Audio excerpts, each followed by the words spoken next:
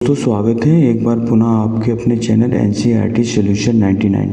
दोस्तों आपकी त्रैमासिक परीक्षा को ध्यान में रखते हुए आज दोस्तों हिंदी विषय की कक्षा 11वीं के हिंदी विषय के दोस्तों प्रश्न पत्र को हल करेंगे।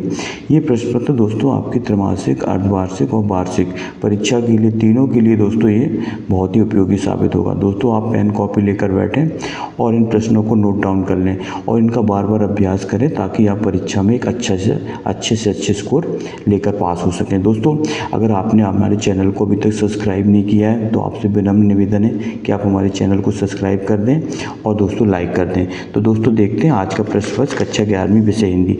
दोस्तों कबीर ने ईश्वर के कितने रूप माने? दोस्तों 4 ऑप्शन दिए, 1, 3, 4, 1। दोस्तों कबीर एकेश्वरवादी थे। दोस्तों कबीर के अनुसार ईश्वर क्या है? एक है। इसके बाद दूसरा प्रश्न है दोस्तों श्रृंगार काल को किस नाम से जाना जाता है? दोस्तों श्रृंगार काल को रीतिकाल के नाम से जाना जाता है। दोस्तों रीतिकाल श्रृंगार काल इसका नाम इसलिए पड़ा क्योंकि दोस्तों इस काल में श्रृंगार प्रधान रचनाएं लिखी गई, तो इसलिए दोस्तों इस काल को श्रृंगार काल कहा जाता है। दोस्तों रीतिकाल का एक अन्य नाम श्रृंगार काल भी है। करुण रस का स्थायी भाव क्या है? दोस्तों करुण रस का स्थायी भाव दोस्तों शोक है। दोस्तों रति जो है ये श्रृंगार रस का स्थायी भाव है। हास्य रस का दोस्तों स्थायी भाव होता है हास। नमक का दरोगा कहानी के प्रकाशन वर्ष बताना। दोस्तों नमक का दरोगा कहानी 1914 में लिखी गई। ये मुंशी प्रेमचंद की कहानी है दोस्तों। और दोस्तों मुंशी प्रेमचंद ने 300 से ज़्यादा कहानियाँ लिखी हैं जो उनके मानसरोवर के दोस्तों 8 भागों में संकलित हैं। मियां नसरुद्दीन अपने कितने प्रकार की रोटी बनाने के लिए मशहूर थे? तो दोस्तों जैसा कि आप पता है कृष्णा सोबती का ये पाठ है कि मियां नसरुद्दीन, और इसमें दोस्तों मियां नसरुद्दीन 56 प्रकार की रोटी बनाने में मशहूर थे। दोस्तों उन्हें नानबाई का मसीहा कहा जाता है। नानबाई दोस्तों वो होते हैं जो 56 प्रकार की रोटियाँ बनाते हैं और उनको बेचने का काम करते हैं। कुएं की खुदाई करने वाले लोगों को क्या कहते हैं? तो दोस्तों उनको चिजारू कहा जाता है। कुएं की खुदाई जो करते हैं उनको दोस्तों चिजारू कहा जाता है। इसको आप लिख लें अच्छी तरह से। इसके बाद दोस्तों रिक्त स्थान की पूर्ति कर कबीर भक्ति काल की किस काव्य धारा के थे? तो दोस्तों कबीर भक्ति काल की दोस्तों निर्गुण काव्य धारा या दोस्तों संत काव्य धारा के कवि थे। तो निर्गुण शाखा के कवि थे दोस्तों। इसका राइट आंसर दोस्तों निर्गुण है। घर की याद कविता किस ऋतु में लिखी गई? तो दोस्तों घर की याद कविता दोस्तों वर्षा ऋतु में लिखी गई। कौन सी ऋतु में दोस्तों? वर्षा ऋतु में। इसको आप याद रखें, वर्षा ऋतु में दोस्तों ये कविता लिखी गई। और जयशंकर प्रसाद दोस्तों छायावादी कवि हैं। इसको आप अच्छी तरह से याद रखना। छायावाद के दोस्तों ये ब्रह्मा कहे जाते हैं और छायावाद के दोस्तों प्रवर्तक भी कहे जाते हैं। मियां नसरुद्दीन दोस्तों बताना है नाटक विधा किस प्रकार की विधा? तो नाटक दोस्तों एक दृश्य काव्य है। इसको आप याद रखना, जिसका हम देखकर व सुनकर दोनों तरह दोस्तों उसका आनंद लेते हैं, इसलिए दृश्य काव्य आता है। दोस्तों काव्य के 2 भेद होते हैं, दृश्य काव्य और श्रव्य काव्य। मियां नसरुद्दीन दस्तूक मसीहा थे। तो मियां नसरुद्दीन दोस्तों नानवाई के मसीहा थे। इसको आप याद रखना, नानवाइयों के मसीहा थे। इसको आप अच्छी तरह से लिख लें। सीधे बरसात से मिलने वाला पानी दोस्तों पालर पानी कहलाता है। कौन सा पानी? पालर पानी। इसके बाद दोस्तों सत्य असत देखते हैं। रचना के आधार पर दोस्तों 3 प्रकार के होते हैं। दोस्तों बिल्कुल सही है। रचना के आधार पर बाकी 3 प्रकार के होते हैं, सरल, संयुक्त और मिश्र भाग। यामा महादेवी की रचना है दोस्तों, ये भी सत्य है। यामा जो है महादेवी वर्मा की रचना है और महादेवी वर्मा दोस्तों छायावाद की कवित्री हैं। इनकी अन्य रचनाएँ हैं दोस्तों निहार, रश्मि, नीरजा, सांदगीत। रस के 4 अंग होते हैं दोस्तों, ये भी सही है। रस के 4 अंग हैं, स्थायी भाव, विवाह, अनुभाव और संचारी भाव। कुमार गंधर्व ने कबीर के पदों का गायन किया। दोस्तों ये भी सही है, जो कुमार गंधर्व ने कबीर के पदों को गायन किया। कामायनी जयशंकर प्रसाद का महाकाव्य दोस्तों बिल्कुल सही है। कामायनी जो है जयशंकर प्रसाद का महाकाव्य 1935 में लिखा गया था दोस्तों। ये इसमें 15 सर्ग हैं। बीजक सूरदास की रचना दोस्तों गलत है। बीजक जो है सूरदास की रचना नहीं बल्कि ये कबीरदास की रचना है दोस्तों। इसको आप अच्छी तरह से याद रखें। सूरदास की रचना है सूरसागर, सूरसारावली और साहित्य लहरी। इसके बाद सही जोड़ी बनाना। दोहा का दोस्तों जो होगा, दोहा में 13-11 मात्रा होती। तो दोस्तों इसका जो होगा पहला का ये दोहा का 13-11 मात्रा होगी। चौपाई में दोस्तों 16-16 मात्रा होती। तो दोस्तों ये सम्मात्रिक छंद है। इसके प्रत्येक चरण में 16। सोटा जो है दोहा का उल्टा होता है दोस्तों। इसमें दोस्तों 11-13 मात्राएं होती हैं। इसको दोस्तों याद रखना। दोहा का उल्टा दोस्तों 16, दोहा में 13-11 और सोटा में दोस्तों 11-13 मात्रा। महाकाव्य दोस्तों है जो है ये रामचरितमानस है। इसका राइट आंसर दोस्तों ये है, महाकाव्य रामचरितमानस है। खंड काव्य दोस्तों पंचवटी है। इसका राइट आंसर दोस्तों ये 5वें का। और नाटक का जो है दोस्तों है लहरों के राजहंस। नाटक जो है लहरों के राजहंस एक नाटक है दोस्तों, ये मोहन राकेश द्वारा लिखा गया। और दोस्तों कहानी है दोस्तों उसने कहा था। ये दोस्तों कहानी है, ये चंदा शर्मा गुलेरी की कहानी दोस्तों, जो कि जो है उन्होंने 1915 ईस्वी में लिखी गई थी। तो दोस्तों ये जो है आपकी जो है। अब दोस्तों इसके बाद एक वाक्य में उत्तर देखते हैं दोस्तों। एक वाक्य में उत्तर में दोस्तों पहला क्वेश्चन है, जगत क्या देखकर मोहित हो रहा था। तो जगत जो है दोस्तों सुंदरता देख करके जो है क्या होता मोहित। निपात शब्द किसे कहते हैं दोस्तों, निपात शब्द क्या कहलाते हैं, इसकी परिभाषा देखते हैं दोस्तों।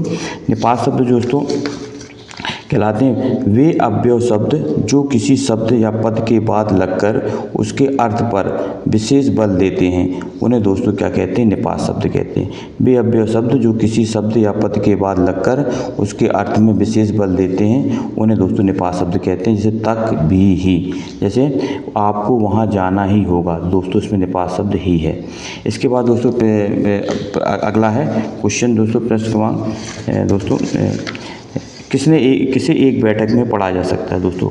अगला पूछा किसे एक बैठक में पढ़ा जाता है, तो दोस्तों इसका राइट आंसर कहानी दोस्तों 3 से 4 मिनट की होती है, इसे एक बैठक में पढ़ा जा सकता है। सिनेमा के आविष्कार का नाम है दोस्तों लूमियर ब्रदर्स, इसको आप लिख लें दोस्तों, लूमियर ब्रदर्स जिन्होंने दोस्तों सिनेमा का आविष्कार किया था दोस्तों। तो इसका नाम लिखते लूमियर ब्रदर्स दोस्तों, इन्होंने सिनेमा का आविष्कार किया था, लूमियर ब्रदर्स। दोस्तों इसके बाद 2 महाकाव्यों के नाम लिखना और उनकी एक एक रचना। तो दोस्तों 2 महाकाव्यों के जो नाम है दोस्तों वो इस प्रकार हैं। 2 महाकाव्यों के नाम दोस्तों, 2 महाकाव्य हैं कामायनी दोस्तों। एक महाकाव्य है कामायनी जिसके लेखक जयशंकर प्रसाद हैं, और दूसरा महाकाव्य दोस्तों रामचरितमानस है जिसके लेखक हैं तुलसीदास। इसके बाद दोस्तों अनुप्रास अलंकार किसे कहते हैं, अनुप्रास अलंकार की परिभाषा लिखना है। तो अनुप्रास अलंकार दोस्तों वहाँ कहते हैं जहाँ एक वर्ण की आवृत्ति बार बार हो। तो दोस्तों जहाँ एक वर्ण की आवृत्ति बार बार हो दोस्तों वहाँ अनुप्रास अलंकार होता है। इसका उदाहरण है रघुपति राघव राजा राम। यहाँ दोस्तों रा वर्ण की आवृत्ति बार बार हो रही है, इसलिए दोस्तों यहाँ अनुप्रास अलंकार है। इसके बाद दोस्तों यमक अलंकार की परिभाषा बताना है प्रश्न 7वें में। तो दोस्तों यमक अलंकार क्या होता है, जहाँ एक शब्द दोस्तों प्रयोग 2 बार होता है और दोनों बार उसके अर्थ क्या होते हैं दोस्तों अलग अलग होते हैं दोस्तों, वहाँ जो है यमक अलंकार होता है। तो दोस्तों इसका उदाहरण है कनक कनकते 100 गुनी मादकता अधिकार। एक कनक का सोना और दूसरे कनक का दोस्तों धतूरा। तो दोस्तों जहाँ एक शब्द प्रयोग 2 बार होता है परंतु उसके दोनों बार अर्थ कैसे होते हैं, अलग अलग होते हैं। तो दोस्तों इसके बाद दोस्तों कबीर ने अपने को दीवाना क्यों कहा। दोस्तों अगला क्वेश्चन है प्रश्न क्रमांक 6वां, कबीर ने अपने को दीवाना क्यों कहा है। दोस्तों बहुत IMP क्वेश्चन है दोस्तों, परीक्षा में अक्सर पूछा जाता है, कबीर ने अपने को दीवाना कहा है। तो दोस्तों इसका राइट ये है, कबीर ने अपने आप को दोस्तों दीवाना इसलिए कहा है क्योंकि उनके अनुसार ईश्वर निर्गुण है दोस्तों, निराकार है और अविनाशी है। वे राग द्वेष अहंकार और मोह माया से दूर होकर निर्भय हो गए हैं, और अतः ईश्वर के सच्चे भक्त होने के कारण दोस्तों उन्हें जो है कवि क्या है वो दीवाने हैं। तो दोस्तों कबीर जो है एक निर्गुण संप्रदाय के कवि थे, और दोस्तों ईश्वर से जो है उनके जो है दोस्तों गुरु जो निर्गुण भक्ति में दोस्तों उन्होंने संसार की वास्तविकता को समझकर मोह माया से दूर होकर निर्भय हो गए थे, इसलिए दोस्तों वो ईश्वर के सच्चे भक्त हो गए थे। इसी कारण जो दोस्तों उन्हें कबीर को दीवाना कहा जाता है। मीरा की उपासना किस प्रकार की, दोस्तों आपको पता होगा मीरा कृष्ण की उपासना माधुर्य रूप से करती थी, पति रूप से। तो दोस्तों इसका आंसर देख लेते हैं। देखो मीरा कृष्ण की उपासना पति के रूप में करती थी। वे कहती थी वे पर्वत को धारण करने वाले और उनके सिर पर मोर मुकुट है। मीरा उन्हें अपना सर्वस्व दोस्तों मानती थी और वे स्वयं को उनकी दासी मानती थी। मेरे तो गिरधर गोपाल दूसरों ना कोई, जाके सिर पर मोर मुकुट मेरो पति है सोई। इसके बाद दोस्तों रीति काल को श्रृंगार काल क्यों कहा जाता है। तो दोस्तों आपको पता होगा रीति काल को श्रृंगार काल किस लिए कहा जाता है। तो दोस्तों रीति काल को श्रृंगार काल इसलिए कहा जाता है क्योंकि इस काल में दोस्तों जो है कवियों ने मुख्यतः श्रृंगार रस की रचनाएँ की। किस रस की, श्रृंगार रस की रचनाएँ की। इस काल की कविताओं में दोस्तों प्रेम, सौंदर्य और श्रृंगार रस की प्रमुखता से वर्णन किया गया, इसलिए दोस्तों रीति काल को श्रृंगार काल कहा जाता है।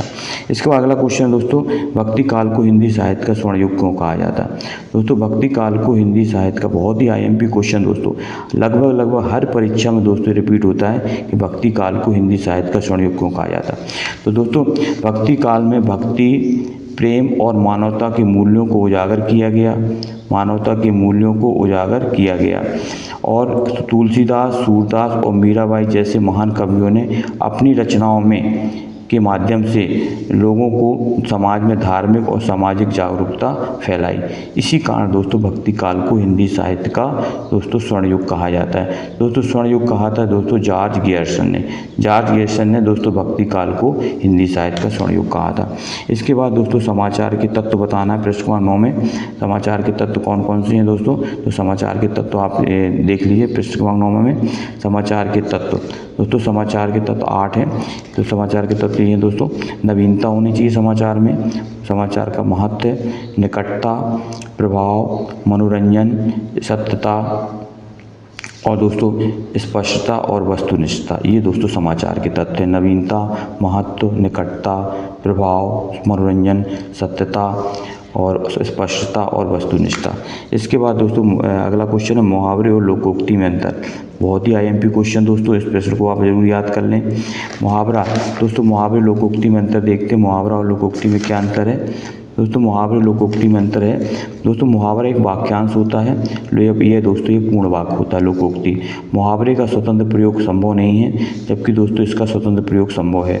मुहावरे में लक्षणा सब शक्ति होती है दोस्तों, इसमें व्यंजना सब शक्ति होती है। मुहावरे का उदाहरण दोस्तों आँखों का तारा होना, और इसका उदाहरण है दोस्तों अंधों में काना राजा।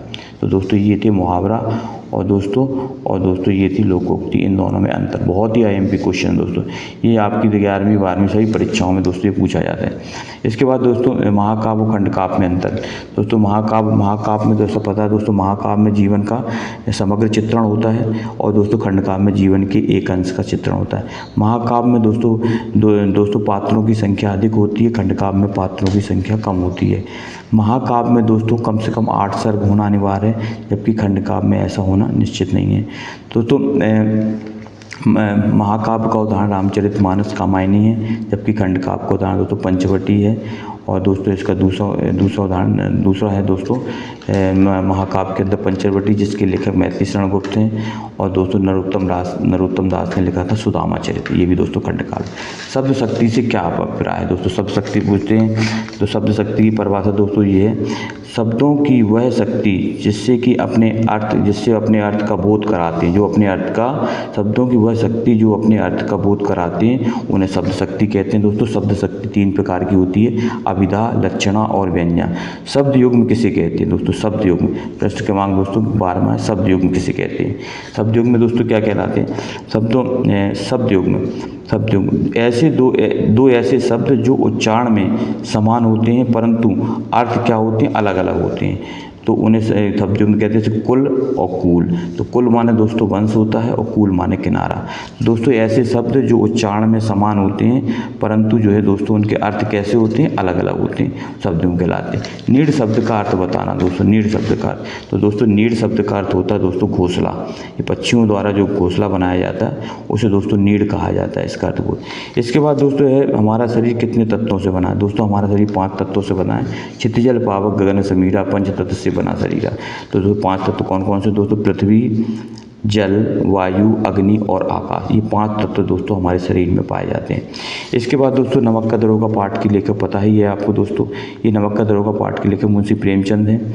और दोस्तों नमक का द्रोह कहानी से हमें क्या शिक्षा मिलती है? तो दोस्तों नमक का द्रोह को कहानी से हमें शिक्षा मिलती है ईमानदारी, कर्तव्य निष्ठा और धर्म के मार्ग पर चलने की।